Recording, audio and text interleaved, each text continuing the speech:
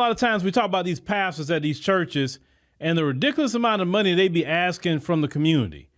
Now, this particular pastor, I mean, this one it's amazing for me how they part their mouth to sit here and ask people who's struggling, because most people aren't rich in this country. They live in paycheck to paycheck. And for this man to say what he's saying in this video, let's go ahead and check this out. $10,000 seed. I want those 17 people to obey God. The Lord says, I ain't asking you to, I'm telling you to.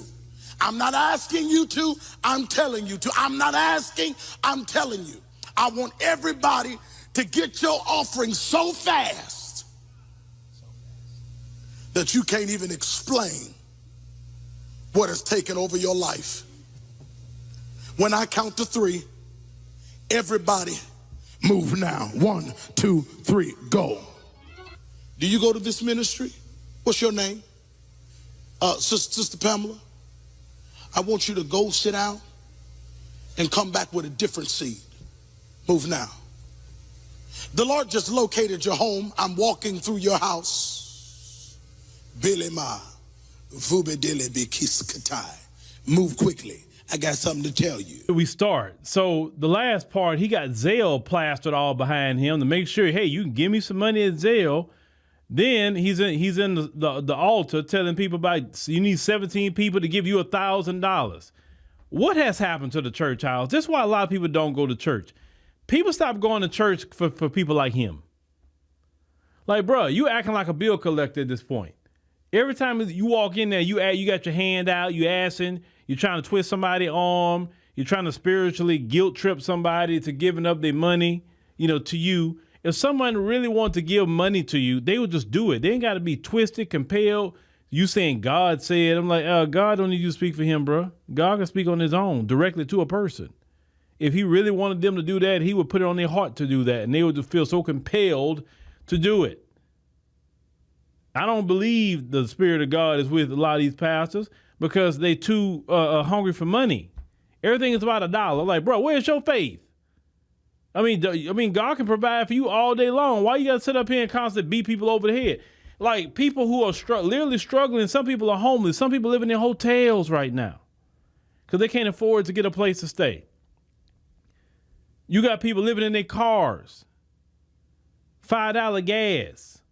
Everything keep going up and up and up. But you in there talking about give me $10,000? Like, are you crazy? You fell on your head. And y'all are the most horrible representatives of the law. That's not what the Bible teach. The Bible teach about saving people, healing the sick, doing what's right in society. It doesn't teach, hey, every time you see somebody, ask for an offering. That's not what the Bible teach. Who taught y'all that? That's the way it go down. The thing is, you're not even doing nothing in society to even justify why you have a 501c3. Because to me, you're hustling. Because be honest with you, if I had anything to do with it, the majority of y'all wouldn't be 501c3 for the amount of money you raising.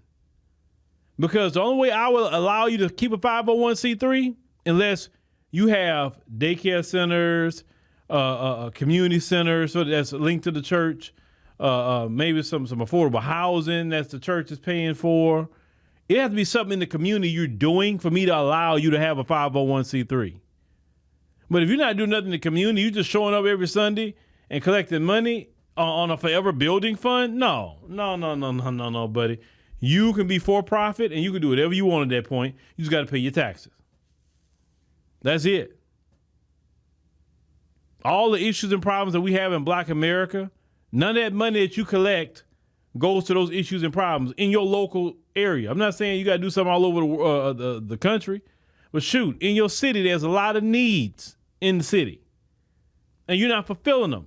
But then when people see you, your hair's not out of place. You're wearing the most expensive thing, or at least name brands. I'm not going to say expensive. All these name brand things you're wearing. You're not thinking about your other parishioners and what they're going through. You're staying in the best side of town. You're not thinking about them. You're not passing checks out to your congregation and say, hey, let me go ahead and give y'all some checks, money order. Hey, there's some debit cards. These some gift cards just to say thank you. Right now, you can bless a bunch of people with some gas cards. Giving somebody $150 worth of gas at a gas station will go a long way right now for some people. That way they can save money on gas. That would be a beautiful thing. I say, okay, man, Pastor, he giving out the members our gas cards. Because that's what people are dealing with right now.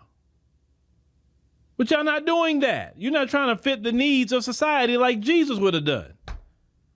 That's why I be on them pastors. Every time you see a video with these pastors, that's why I be on them. Because they're not doing thus saith the Lord.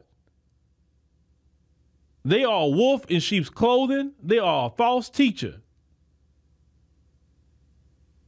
And it's not right to do black people that.